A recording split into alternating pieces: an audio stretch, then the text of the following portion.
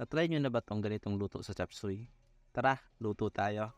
Una, isahin muna natin ang ating onion for at least 10 to 20 seconds. Then, isunod na natin ang ating garlic. Lutuin na natin to hanggang sa mag-light brown. Isunod na natin ang ating manok. Lutuin natin to hanggang sa mag-light brown yung outer part.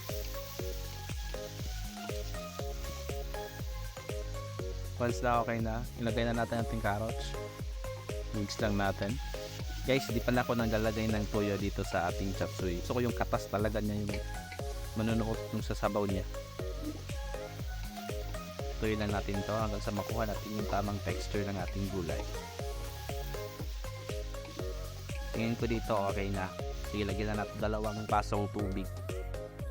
Takpan natin to hanggang sa kumulo.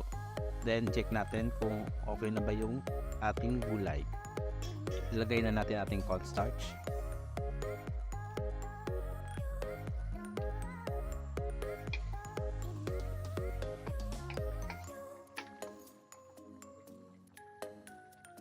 Lagay tayo ng black pepper, asin,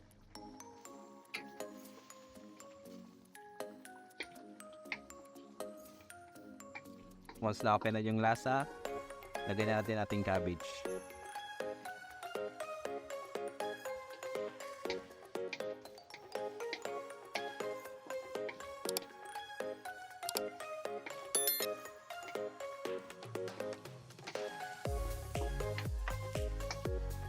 Lagyan na natin ng red pepper.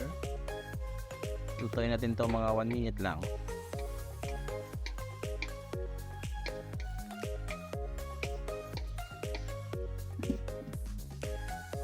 Okay na to guys, luto na to. Tara, salang na natin.